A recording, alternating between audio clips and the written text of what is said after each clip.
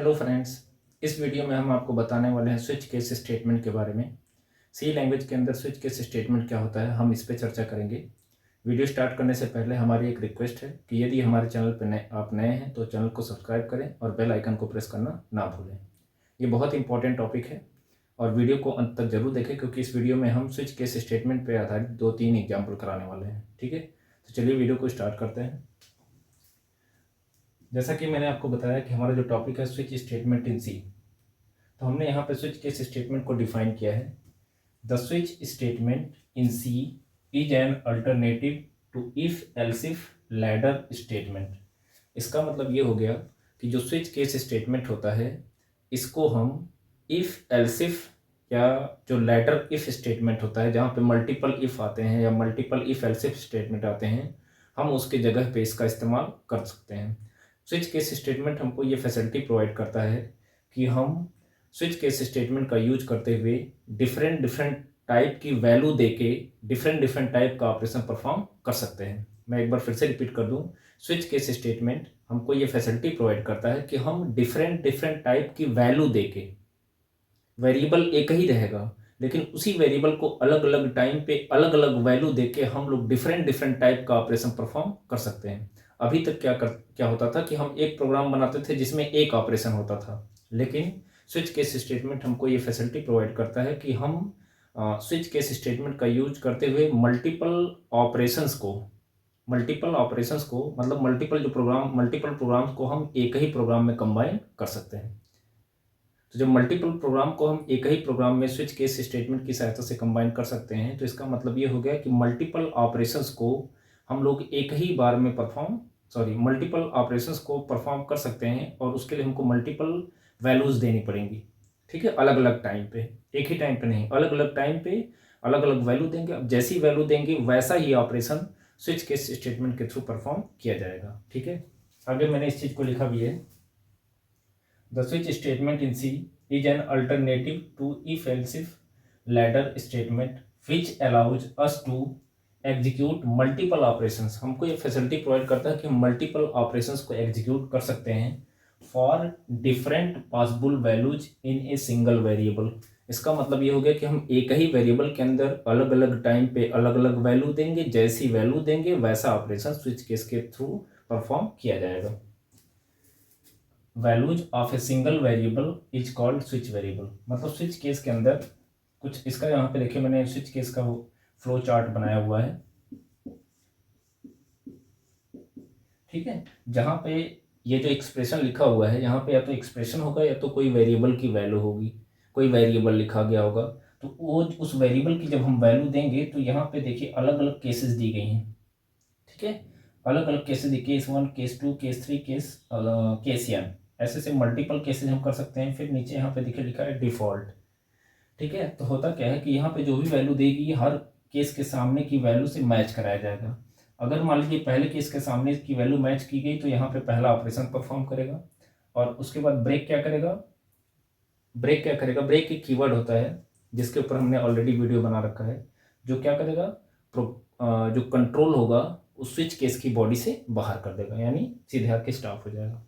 अगर in case 2 में ये केस 1 मैच अनमैच कर गया, मतलब मैच नहीं किया, तो सीधे कहाँ पे आएगा, केस 2 पे, दूसरा जो केस होगा उसके पास आएगा। अगर उससे मैच कर गया तो उससे जुड़ा हुआ जो स्टेटमेंट होगा उसको एग्जीक्यूट करेगा। ब्रेक अगर होगा तो एग्जीक्यूट करेगा स्विच केस की बॉडी से हम यहाँ से बाहर आ जाएंगे। अगर इन केस 2 मैच नहीं किया, मतलब दूसरा केस मैच नहीं किया, तो फिर केस n पे आएंगे। अगर ये मैच कर गया तो स्टेटमेंट n एग्जीक्यूट करेगा, ब्रेक कीवर्ड एग्जीक्यूट करेगा। ब्रेक क्या करेगा, कंट्रोल को स्विच केस की बॉडी से बाहर कर देगा।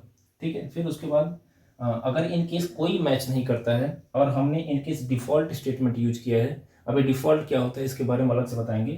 तो ये स्टेटमेंट डिफॉल्ट से जुड़ा हुआ स्टेटमेंट एग्जीक्यूट करेगा, ब्रेक करेगा, स्विच की बॉडी से बाहर आ जाएगा। ठीक है, तो इस तरीके से हम मल्टीपल ऑपरेशंस को परफॉर्म कर सकते हैं। कैसे, जो हमारा वेरिएबल होगा उसको अलग अलग टाइम पे अलग अलग वैल्यू असाइन करके। ठीक है, अभी ये चीज़ें और ज़्यादा अच्छे से क्लियर हो जाएंगी कब, जब हम इसका सिंटैक्स लिखेंगे और इस पे एग्जांपल समझेंगे। ये जो स्विच केस स्टेटमेंट होता है, it is used in menu driven program. इसका यूज हम कहाँ पे करते हैं, इसका स्विच केस स्टेटमेंट का यूज खासकर मेनू ड्रिवन प्रोग्राम में किया जाता है। मेनू ड्रिवन प्रोग्राम का मतलब ये हो गया कि मेनू ड्रिवन प्रोग्राम के अंदर मल्टीपल प्रोग्राम्स होते हैं, जहाँ पे हम कोई एक वैल्यू दे के जो भी आप जिस भी प्रोग्राम को एग्जीक्यूट करना चाहते हैं, जो भी ऑपरेशन परफॉर्म करना चाहते हैं, हम उस ऑपरेशन को परफॉर्म कर सकते हैं। ठीक है, तो इसका सिंटैक्स देखते हैं। ये फ्लो चार्ट बना लीजिएगा आप।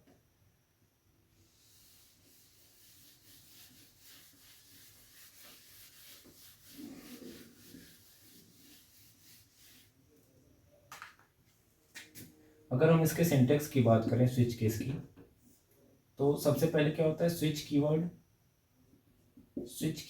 स्विच क्या है, एक कीवर्ड है।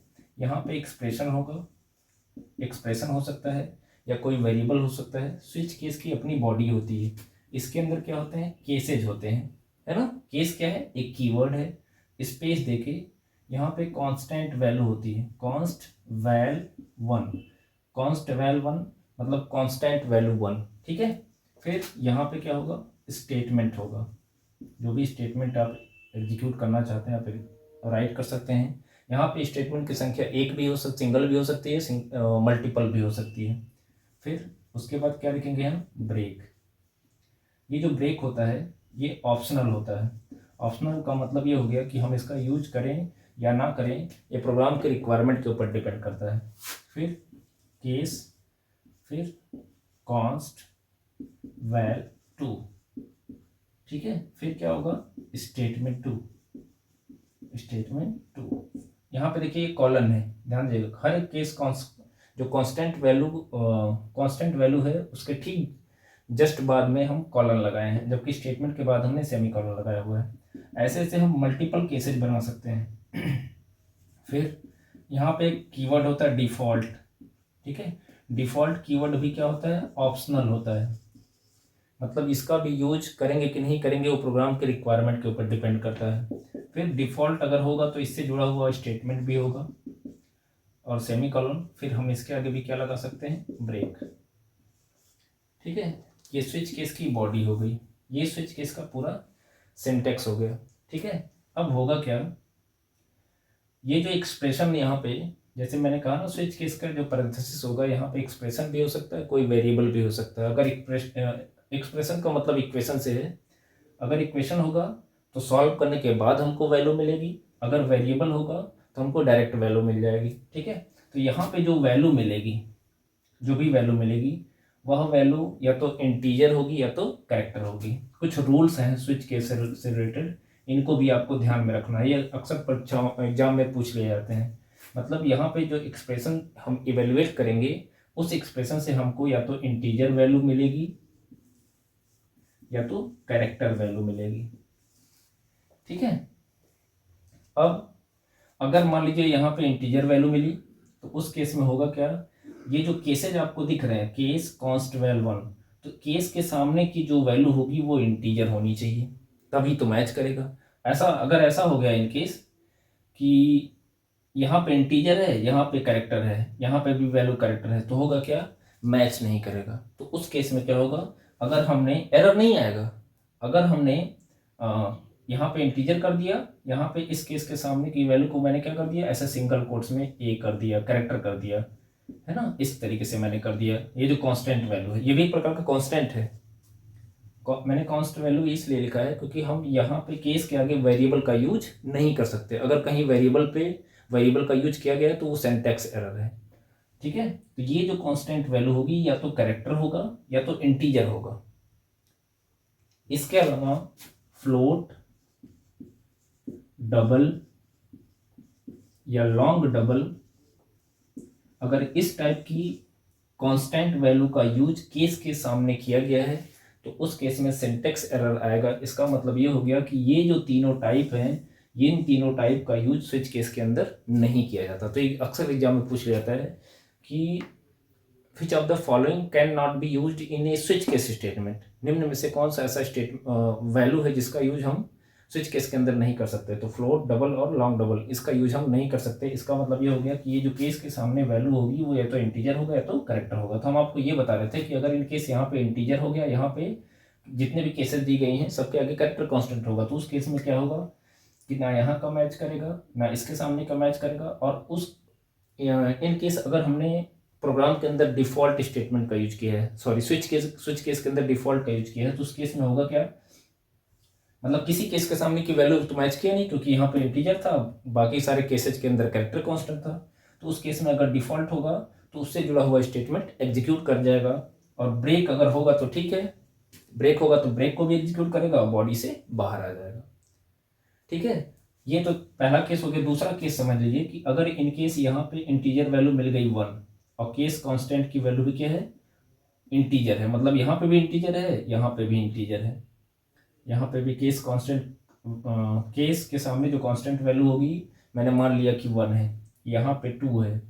ठीक है, तो उस केस में होगा क्या, अब देखिए यहाँ पे भी 1 मिला और यहाँ पहले केस के सामने भी इन केस 1 है। मैंने एग्जाम्पल के तौर पर लिया हुआ है कि यदि कांस्टेंट वैल्यू 1 हो गई तो उस केस में होगा क्या, ये जो 1 है इसको हर केस के सामने की वैल्यू से मैच कराया जाएगा। तो इस केस के सामने देखिए 1 मिल गया, मतलब मैच कर गया। ठीक है, तो जब मैच कर जाएगा, जिस केस के सामने की वैल्यू मैच करेगा उससे जुड़ा हुआ स्टेटमेंट एग्जीक्यूट करेगा। और यदि हमने ब्रेक कीवर्ड का यूज किया है तो तुरंत ब्रेक एग्जीक्यूट करेगा, स्विच केस की बॉडी से बाहर कर देगा। ये दूसरा केस था। ठीक है, अब हम आपको बताएंगे कि मान लीजिए यहाँ पे कितना था, यहाँ पे 10 था और यहाँ पे कितना था, 2 था। तो इस केस में होगा क्या कि देखिए यहाँ पे इस केस में क्या होगा कि इस केस में यहाँ पे एक्सप्रेशन को जो हमने सॉल्व किया या वेरिएबल जो था उससे वैल्यू क्या मिली, 2।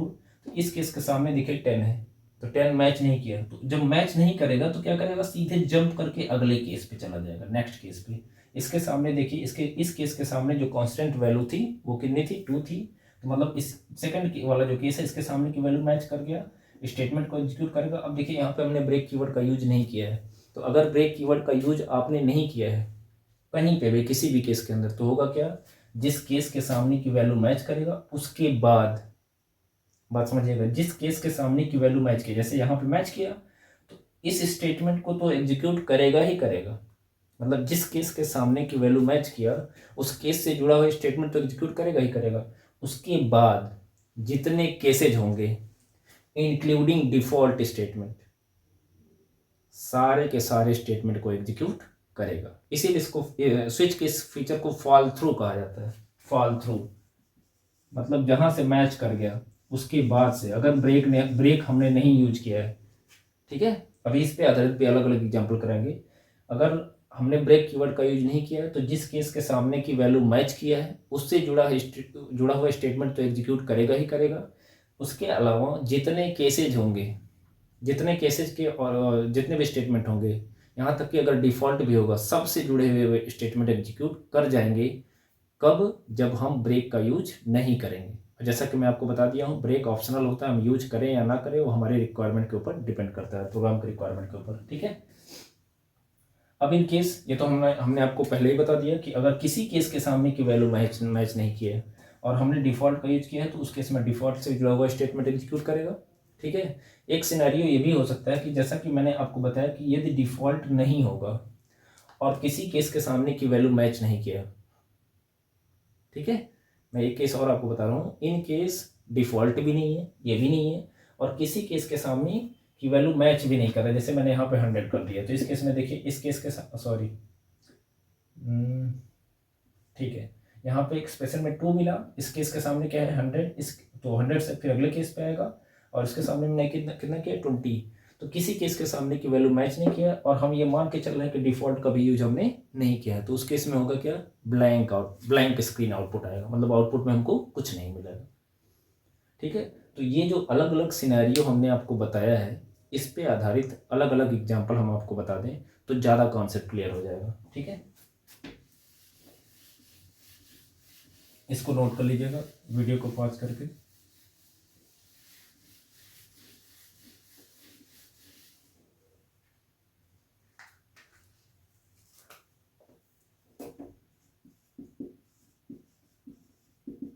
ये पहला एग्जांपल हम आपको बता रहे हैं, int x is equal to 2,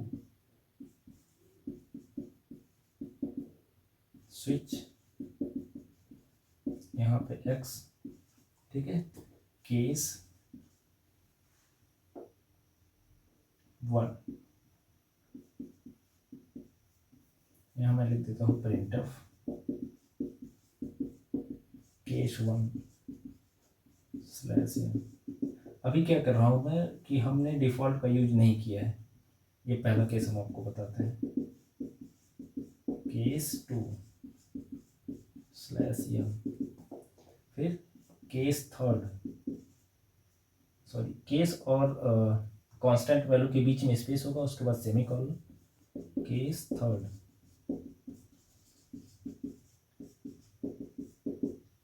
और मैं स्विच केस की बॉडी को करता हूँ क्लोज। ये स्विच केस पे आधारित पहला एग्जांपल है जहाँ पे ना मैंने ब्रेक का यूज किया है ना ही मैंने डिफ़ॉल्ट का यूज किया है। ठीक है, अब जैसा कि मैंने आपको बताया था कि यहाँ पे जो स्विच स्टेटमेंट होगा इसके अंदर या तो एक्सप्रेशन होगा या तो इस तरीके से वेरिएबल दिया गया होगा। एक इक्वेशन दिया गया होगा तो सॉल्व करने के बाद वैल्यू मिलेगी, वेरिएबल होगा तो डायरेक्ट हमको वैल्यू मिल जाएगी। अब करना क्या है कि जैसा कि हम जानते हैं हमारा प्रोग्राम मेन से स्टार्ट होता है, तो मेन से सबसे पहले एग्जीक्यूट करेगा। एक्स में कितना चला जाएगा 2। अब यहाँ पे एक्स की वैल्यू कितनी आई है 2, और हमने आपको बताया स्विच केस स्टेटमेंट के अंदर ये जो केस के आगे जो कांस्टेंट वैल्यू होगी, ये मैं फिर से रिपीट करना चाहता हूँ कि ये या तो इंटीजर होगा या तो कैरेक्टर होगा।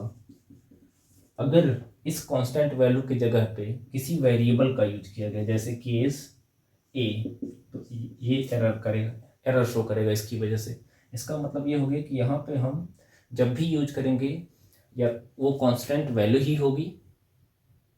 वो कांस्टेंट कौन सा होगा, या तो इंटीजर या तो कैरेक्टर। इसके अलावा यदि केस के सामने किसी वेरिएबल को लिखा गया है या कोई इक्वेशन लिखा गया है या कोई स्ट्रिंग टाइप की वैल्यू, इस तरीके से केस फर्स्ट अगर ऐसा कहीं भी लिखा गया है तो ये सब क्या है, इन सब की वजह से एरर शो करेगा।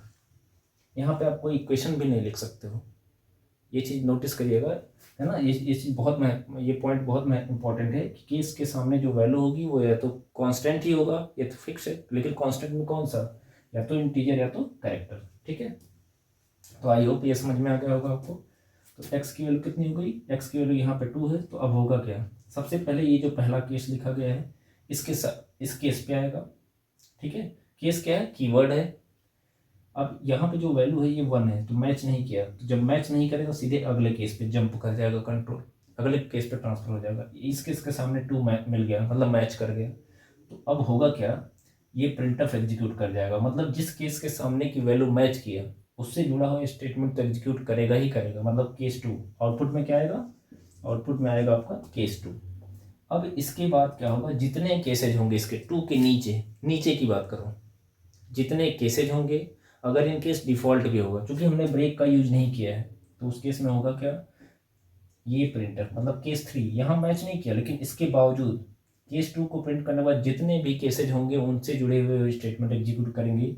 तो यहाँ पे बस एक ही केस है, यानी केस 2 के बाद यहाँ पे ऑटोमेटिकली क्या आएगा, केस 3।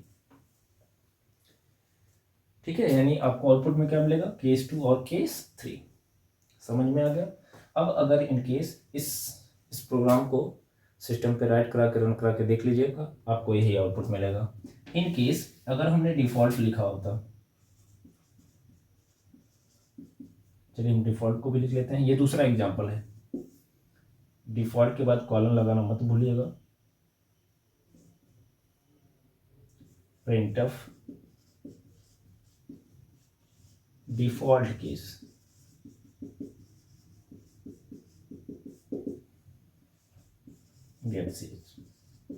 अब इस केस में क्या होगा, अभी भी हमने ब्रेक का यूज नहीं किया है, केस 2 की वैल्यू मैच किया तो केस 2 प्रिंट किया। अब मैंने क्या कहा आपको, जितने भी केसेज होंगे इंक्लूडिंग डिफ़ॉल्ट, सबके नीचे हुए जो भी स्टेटमेंट लिखे गए होंगे सब एग्जीक्यूट करेंगे, यानी प्रिंट करेगा केस 3 और फिर प्रिंट करेगा क्या, डिफ़ॉल्ट केस।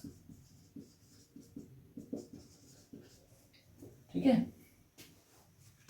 ये दूसरा एग्जाम्पल हो गया।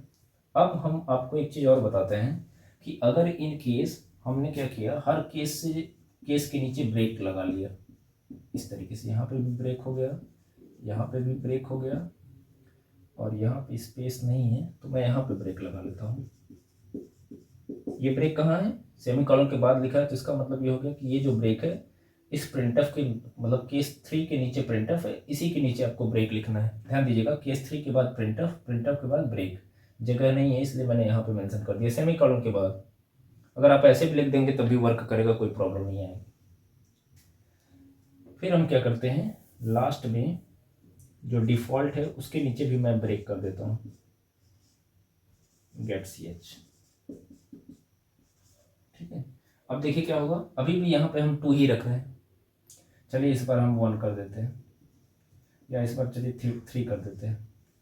तो अब इस केस में होगा क्या, यहाँ पे 3 हो गया तो यहाँ पे 3 मिल जाएगा। अब देखिए इस केस के सामने कितना है, 1 मैच नहीं किया, तो सीधे अगले केस पे। फिर अच्छा, ये चीज़ हमने फ्लो चार्ट में भी दिखाया है, तो अब जाके फ्लो चार्ट को देखेंगे तो आपको बहुत अच्छे समझ में आएगा। ठीक है, केस 2 यहाँ पे आएंगे तो इस केस के सामने 2 है, मैच नहीं किया, तो फिर ये अनमैच होगा तभी अगले केस पे जाएगा, ध्यान दीजिएगा, अनमैच्ड। फिर केस 3 पे यहाँ मैच कर गया तो प्रिंट करेगा केस 3। इस केस में आपका आउटपुट क्या आएगा, केस 3। अब देखिए हमने ब्रेक यूज किया है, ब्रेक, तो ये ब्रेक जब एग्जीक्यूट करेगा तो सीधे क्या करेगा, चूंकि ब्रेक हमने इसके बाद ही यूज किया है तो कंट्रोल को सीधे क्या कर देगा, बाहर कर देगा। तो अब इस केस में आप देख सकते हो, जब हमने हर केस के नीचे और डिफॉल्ट के नीचे हमने ब्रेक लगा दिया, तो जिस केस के भी नीचे, जिस केस के अंदर भी ब्रेक मिलेगा, जैसे ब्रेक एग्जीक्यूट करेगा तुरंत कंट्रोल को क्या करेगा, स्विच केस की बॉडी के बाहर ट्रांसफर कर देगा। समझ में आ गया? ठीक है, एक और एग्जाम्पल हम लेते हैं। इस बार हम इसको हटा देते हैं, थोड़ा स्पेस कम है तो 2 ही केस रखते हैं। अब हम क्या करते हैं, यहाँ पर लिख देते हैं डिफ़ॉल्ट। ये आपका तीसरा एग्जाम्पल हो गया। ठीक है, डिफ़ॉल्ट printf डिफ़ॉल्ट केस,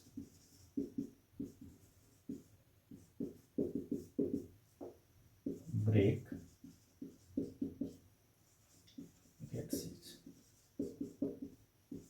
ठीक है, इस बार हमने केस की यहाँ x की वैल्यू कितना दे दिया, 30।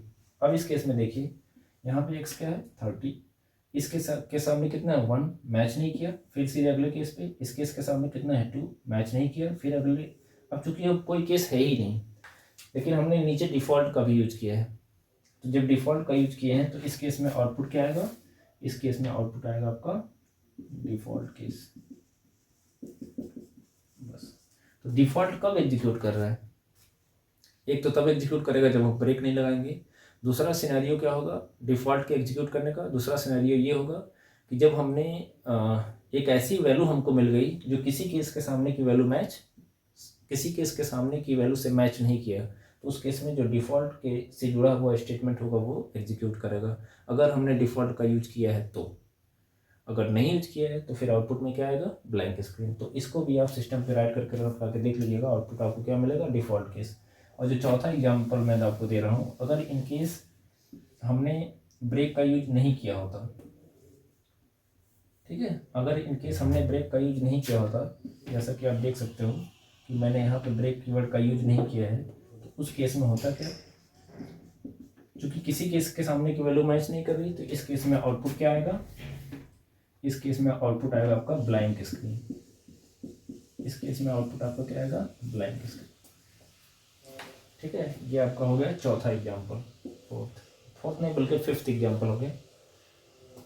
ठीक है, अब अभी तक आपने देखा कि डिफ़ॉल्ट हमेशा नीचे आ रहा था, सारे केस के नीचे। ऐसा भी हो सकता है कि डिफ़ॉल्ट हमारा बीच में आ जाए या ऊपर कहीं आ जाए। ठीक है, कुछ इस तरीके से, इसको भी नोट करके कर लीजिएगा।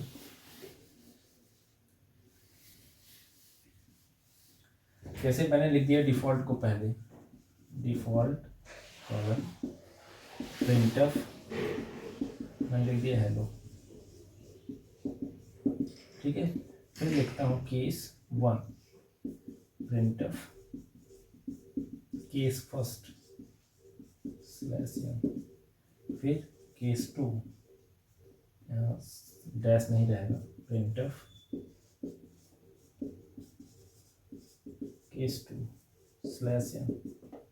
अब देखिए इस बार हमने क्या किया, ब्रेक भी यूज नहीं किया है इस एग्जांपल में। ये एग्जांपल नंबर 5 हो गया, चलिए 5 ही रख लेते हैं। ठीक है, अब इस केस में देखिए यहाँ पे x की वैल्यू कितनी है, 30 है, तो x की वैल्यू 30 है, तो अब पहले डिफ़ॉल्ट मिल गया, तो पहले ये क्या करेगा ना, पहले केसेज के सामने आएगा, डिफ़ॉल्ट कहीं पे भी रहे, डजेंट मैटर, ठीक है। यहाँ पे देखिए एक्स, इस केस के सामने कितना है, 1 है, मैच नहीं किया। फिर यहाँ पे आएगा 2 है, जबकि एक्स की वैल्यू कितनी है, एक्स की वैल्यू 30 है, तो यहाँ पे भी मैच नहीं किया। अब उस केस में क्या होगा, अब डिफ़ॉल्ट को एग्जीक्यूट करेगा। अब बात समझिएगा, जब डिफ़ॉल्ट किसी केस के सामने की वैल्यू मैच नहीं करेगा तब डिफ़ॉल्ट के पास जाएगा। अब जब डिफ़ॉल्ट के पास गया तो यहाँ पे क्या प्रिंट कर देगा, हेलो। हेलो, पहला आउटपुट क्या मिल गया हमको, हेलो, ठीक है। ये पिछले वाले का आउटपुट था। अब चूंकि डिफ़ॉल्ट एग्जीक्यूट कर गया है तो अब होगा क्या, चूंकि हमने ब्रेक का यूज नहीं किया है तो होगा क्या, इस डिफ़ॉल्ट से जुड़ा हुआ स्टेटमेंट तो एग्जीक्यूट हुआ ही। अब ये केस 1 से जुड़ा हुआ स्टेटमेंट जो होगा वो भी एग्जीक्यूट करेगा, केस 2 से भी जुड़ा हुआ स्टेटमेंट एग्जीक्यूट करेगा। यानी क्या प्रिंट किया, केस 1 और केस 2। इस तरीके से हमको कितने आउटपुट मिल जाएंगे, इस तरीके से हमको 3 आउटपुट्स मिल जाएंगे, ठीक है। अब एक सिनारियो ये भी देख लीजिए कि अब अगला एग्जांपल क्या है, एग्जांपल नंबर 6। अगर इन केस इसकी वैल्यू 1 होती, 1 एक्स की वैल्यू 1 होती तो उस केस में क्या होता। अब देखिए, जैसा कि मैंने आपको पहले ही कह दिया है कि पहले केस के पास जाएगा, तो केस 1 यहाँ मैच कर गया तो प्रिंटफ में क्या प्रिंट करेगा, केस 1। अब देखिए इस बार डिफ़ॉल्ट नहीं आएगा, केस 1 को प्रिंट किया, फिर केस 2 को प्रिंट किया।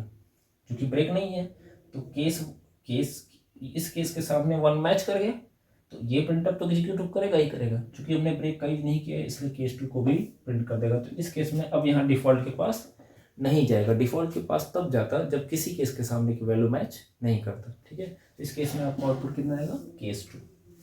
अगर इन केस हमने बीच में ब्रेक लगा दिया तो फिर आपको पता है ब्रेक क्या करेगा, तुरंत कंट्रोल को ट्रांसफर कर देगा कहाँ पे, स्विच केस की बॉडी से बाहर। एक और एग्जांपल हो गया, एग्जांपल नंबर 7, ठीक है। तो अब होगा क्या, इस केस में 1 है तो केस 1 मैच करेगा यहाँ पे। अब जब ये प्रिंटअप एग्जीक्यूट करेगा केस 1, उसके बाद ब्रेक एग्जीक्यूट करेगा, ब्रेक क्या करेगा, स्विच केस की बॉडी से बाहर, ठीक है। तो उम्मीद करते हैं ये चीज़ आपको समझ में आया होगा, ठीक है। एक चीज़ और हम आपको बताते हैं कि स्विच केस और लैडर इफ़, चूंकि हमने बताया ना कि switch case statement if else if ladder के जगह पे, मतलब उसी का अल्टरनेटिव होता है, उसके जगह पे हम इसका इस्तेमाल कर सकते हैं। या यूँ कहें कि स्विच केस स्टेटमेंट का यूज हम या तो इफ़ एल्स इफ लैडर की जगह पे करें या तो लैडर इफ़ की जगह पे करें। दोनों में अंतर क्या होता है, अंतर इस बात का होता है कि हम रिलेशनल ऑपरेटर का यूज स्विच केस के अंदर नहीं कर सकते, पहला पॉइंट। अगर मैं डिफरेंस बताऊं रिलेशन स्विच केस और लैडर इफ एल्स इफ या लैडर इफ के बीच में, तो स्विच केस स्टेटमेंट के अंदर हम रिलेशनल ऑपरेटर का यूज नहीं कर सकते, ये पहला डिफरेंस हो गया। दूसरा डिफरेंस क्या है कि स्विच केस के अंदर हम पॉइंट वाली वैल्यू रिलेशनल ऑपरेटर का यूज हम स्विच केस के अंदर नहीं कर सकते, क्योंकि रिलेशनल ऑपरेटर का यूज करते हम कंडीशंस को चेक करते हैं, अगर मतलब वैल्यूज को कंपेयर करते हैं। कंपैरिजन का काम स्विच केस में नहीं हो सकता, वो लैडर इफ या लैडर इफ एल्स इफ में हो सकता है। तो इस टाइप के ऑपरेटर का यूज हम वहाँ पे कर सकते हैं, स्विच केस के अंदर हम यूज नहीं कर सकते। दूसरा चीज़ हमने आपको ये बताया कि स्विच केस के अंदर फ्लोट, डबल या लॉन्ग डबल, इन तीनों टाइप की वैल्यू के साथ स्विच केस का यूज हम नहीं कर सकते। इस टाइप की वैल्यू का यूज, जब भी इस टाइप की वैल्यूज आएंगी तो इस टाइप की वैल्यूज का यूज हम कहाँ पे करेंगे, लैडर इफ या लैडर इफ एल्स इफ में कर सकते हैं। तो ये कुछ बेसिक डिफरेंस है किसके बीच में, स्विच और लैडर इफ या लैडर इफ एल्स इफ के बीच में। अगर कोई आपसे पूछ रहा है तो आप आसानी से उसको एक्सप्लेन कर सकते हो। तो इस वीडियो में इतना ही, मिलते हैं नेक्स्ट वीडियो में। Thank you for watching my this video.